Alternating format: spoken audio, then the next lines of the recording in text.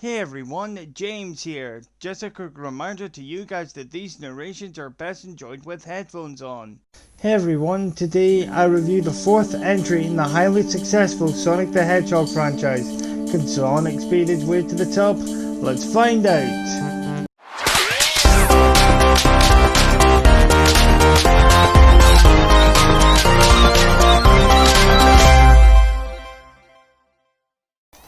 Out of all the icons that are synonymous with the gaming industry today, Captain Price, Master Chief, etc., there are two that has been the true mascots of the gaming industry since the 90s. One being Nintendo's Mario and the other Sonic the Hedgehog. Sega conducted market research during this period. Children were shown two pictures side by side, one being Sonic the Hedgehog and the other Disney's mascot, Mickey Mouse. Surprisingly, the market research shown that the majority of respondents have been able to successfully identify Sonic the Hedgehog. Therefore, during the 90s, Sonic the Hedgehog was more recognizable than Mickey Mouse. No kidding guys, no kidding. Originally released in 2010 for the Xbox 360, PlayStation 3, PC and various other mobile devices. As you can tell, this is the fourth entry of the classic Sonic the Hedgehog franchise. Set after the events of Sonic 3 Knuckles, with the Death Egg destroyed and Angel Island floating again, the three characters went their separate ways. However, the vengeful Dr. Eggman rebuilt his army of badniks and begins rebuilding the Death Egg. You play as Sonic the Hedgehog, who has to travel from zone to zone and track down Dr. Eggman. Again. The accessibility scores are as follows. Visibility, we give it 10.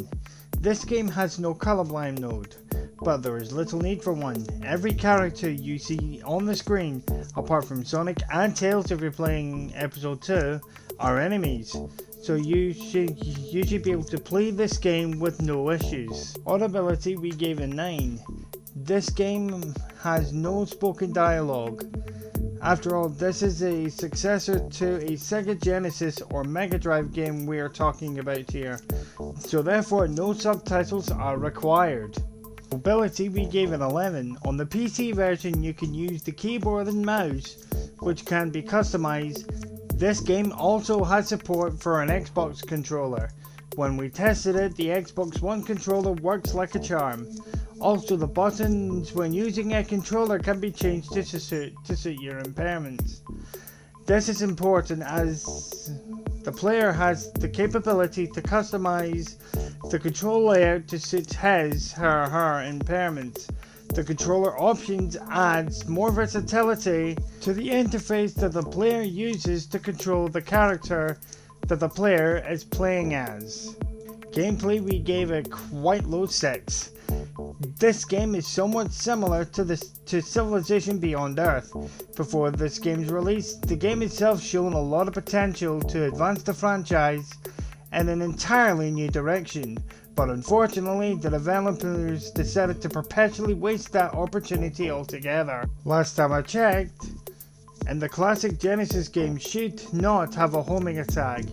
The physics in this game is similar to low gravity mods for first-person shooter games, for example Unreal Tournament, which has no place in it for a standard 2D Sonic game. However, when combined with episode 2, the lifespan of this game becomes a lot more bearable. In each episode there are only 4 zones to each game. If you do the maths, that is 6 zones in total. Sonic 3 and Knuckles, on the other hand, which is basically 2 episodes, Sonic 3 and Sonic and Knuckles, has a grand total of 14 zones. By my calculations, Sonic 3 and Knuckles has almost double the amount of zones that Sonic the Hedgehog 4's episodes 1 and 2 has. Of course, there is episode Metal, which basically contains reworked versions of Sonic 4 Episode 1, and as the name suggests, has the ability to play as Metal Sonic. In summary, Sonic 4 Episodes 1 and 2 has a lot of good ideas and potential, but were executed poorly. So if you're a fan of the Sonic the Hedgehog franchise and prefer to play the 2D games only, this game is a good option to buy. The PC version doesn't require lots of horsepower in your hardware to run.